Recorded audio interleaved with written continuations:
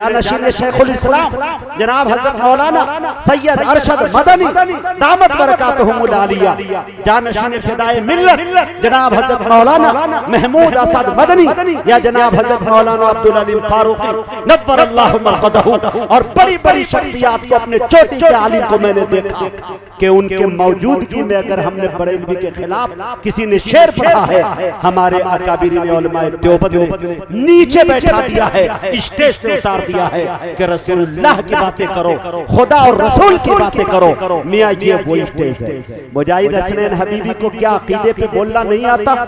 मैं बोलने पे आ जाऊं, बरेली और देवबंदी करना शुरू कर दूं, अभी तिरपाल के पिंडाल के अंदर तलवार निकल जाए, एक दूसरे की गर्दन मारने लग जाए। लेकिन कमाल मियां ये नहीं होता। आप जोड़ रात की तन्हाई में जब कभी आप इन्हें सुनेंगे, आवाज खुदा की सबसे बड़ी खुदाई ये है, देखें कि जो दिल को आवाज अल्लाह ने दिया वो अशफाक को नहीं दिया, जो अशफाक को दिया वो आफ्ताब रहबर को नहीं दिया, और जो आफ्ताब रहबर को दिया वो मुजाहिद को नहीं दिया। इतने कायनात में हैं, लेकिन सब में कहीं न कहीं एक अलग चीज आप पाते हैं। आफ्ताब अशफाक बहराइची की खूबी है कि इनकी आवाज के अंदर इतनी मिठास है, हलावत है, ये जिस तरन्नुम को छू देते हैं, और जो खेलने का हुनर है, लहराने का हुनर है। फन में यही देखा जाता है शायरी के अंदर कि कब उठाना है, कब चढ़ाना है और कब गिराना है, और टानते वक्त लहराना कैसे, ये खूबी होती है। वरना जिस धुन को शायर पढ़ते हैं, पढ़ते वक्त उठाते ठीक है, लेकिन आधे रास्ते पे जाते जाते वो भटक जाते हैं।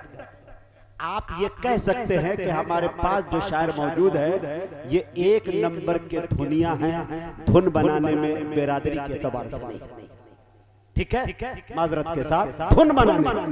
ये लोग जब हम ट्रेन में होते हैं, गाड़ी में, अभी हम 4 व्हीलर से आ रहे थे पटना से, हमारी गाड़ी में सब आदमी आए, एक से एक धुन। मुजाहिद भाई ये शेर देखे, ये देखे, ये देखे। रात आफ्ताब रहबर साहब दिल भाई मेरे घर ठहरे हैं, रात के 3 बज गए, सोने में ये शेर सुनाने लगे। मैंने कहा आज से कसम खाता हूँ अशफाक के साथ नहीं, आफ्ताब रहबर के साथ नहीं सोऊंगा, शायरों के साथ मिसरे का नुज़ूल होता रहता है। मेरे दोस्तों बहुत अच्छी तरह से आपकी समाते हैं, बड़े बहुत अच्छे अंदाज में आपने सुना।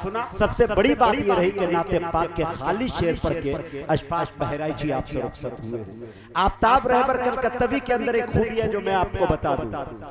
कुछ दिन पहले ये कहीं चले गए थे, सोशल मीडिया पे देखे होंगे, इनकी कदम लड़खड़ा गए थे, इनके कदम, और ये चले गए थे हमारे बड़े भैया की तरफ। लेकिन मैं ये बार बार कह रहा था कि जिस दिन मुजाहिद हसनैन हबीबी 5 मिनट बात कर लिया, 6ठे मिनट में उलमाए देवबंद के स्टेज पे होगा। अब यहाँ आया, जब उधर गए थे तब इनके खुराफात देख रहे थे, एक भी शेर में, अरे बाप रे बाप। लेकिन मियां ये उलमाए देवबंद का स्टेज है, यहाँ बात न देवबंदियत की चलती है, न सल्फियत की चलती है, न बरेलवियत की चलती है, यहाँ बात सिर्फ एक इंसानियत की चलती है। ये नाते मुस्तफा सुनते हैं तो बरेली और देवबंदी और सल्फी वहाबी बनकर नहीं सुनते, ये सुनते हैं तो मोहम्मदी बनकर सुनते हैं। मैंने जानशीन शेखुल इस्लाम जनाब हजरत मौलाना सैयद अरशद मदनी दामत बरकातहुमुल आलिया, जानशीन फिदाए मिल्लत जनाब हजरत मौलाना महमूद असद मदनी या जनाब हजरत मौलाना अब्दुल अलीम फारूकी नव्वर अल्लाहु मरक़दहु। और बड़ी बड़ी शख्सियात को अपने चोटी के आलिम को मैंने देखा कि उनके मौजूदगी में अगर हमने बरेलवी के खिलाफ किसी ने शेर पढ़ा है, हमारे अकाबिरीन उलमाए देवबंद ने नीचे बैठा दिया है, स्टेज से उतार दिया है कि रसूलुल्लाह की बातें करो, खुदा और रसूल की बातें करो। मियां ये वो स्टेज है। मुजाहिद हसनैन हबीबी को क्या अकीदे पे बोलना नहीं आता? मैं बोलने पे आ जाऊं, बरेली और देवबंदी करना शुरू कर दूं, अभी तिरपाल के पिंडाल के अंदर तलवार निकल जाए, एक दूसरे की गर्दन मारने लग जाए। लेकिन कमाल मियां ये नहीं होता। आप जोड़ने की बात कीजिए, तोड़ने की बात मत कीजिए। 313 खुदाओं को पूजने वाले इकट्ठा हो गए, एक खुदा, एक रसूल, एक किताब के मानने वाले, अकीदे की लड़ाई लड़ रहे हैं। मैं 4 मिसरे पढ़ता हूँ और आफ्ताब रहबर जब उलमाए देवबंद के जूतियों में आता है तो उसका शेर कैसे बोलता है, आप वो शेर को सुनिए। मजा ना आए तो पैसा वापस, ये मुजाहिद हसनैन हबीबी आपसे कह रहा है। मैदाने करबला में शहादत के जाम का, इस्लाम का परचम है नबी के गुलाम का, सुन्नी न वहाबी न शिया के इमाम का, सिक्का चलेगा सिर्फ मोहम्मद के नाम का। सुन्नी न वहाबी न शिया के इमाम का, सिक्का चलेगा सिर्फ मोहम्मद के नाम का। माइक पर जनाबे आफ्ताब रहबर कलकत्तवी, आप इसकी टान देखेंगे, टानेंगे इस्लामाबाद में, सांस तोड़ेंगे कलकत्ता में, देखना आपको। आइए।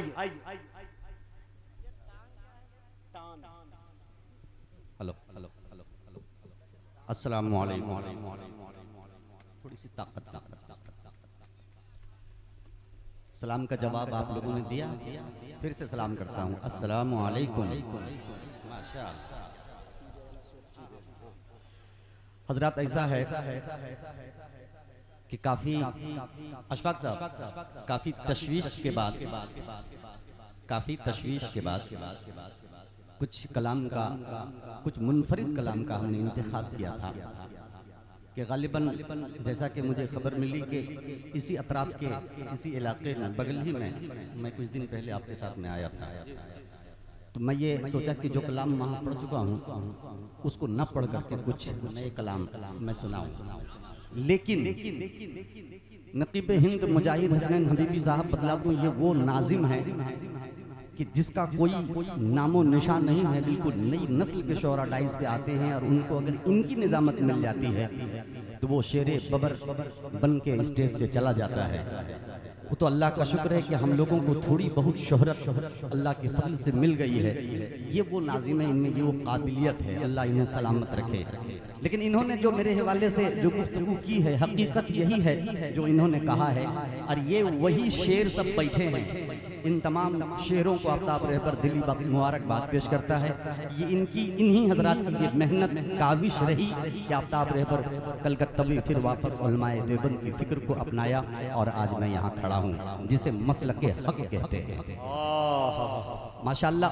आइए, जब उन्होंने तज़किरा कर दिया है तो अभी कुछ मुजाहिद साहब के बारे में मैंने कहा कि कुछ इंशाअल्लाह हजरत की शख्सियत पे भी कुछ शेर में पढ़ना है। जलसा आपने कराया है, तमाम नौजवान शामिल हैं, उस पर भी इंशाअल्लाह उंगली रखने की कोशिश करूंगा। और अभी इन्होंने जो कहा है, आइए एक मतला और चंद शेर, सिर्फ चटनी का जायका लीजिए आप, मुकम्मल कलाम सुनने का पढ़ने का वक्त नहीं है। चटनी आम की है या आमले की? इंशाअल्लाह आप पता लगा लीजिए, कहते हैं सुभान अल्लाह। सुने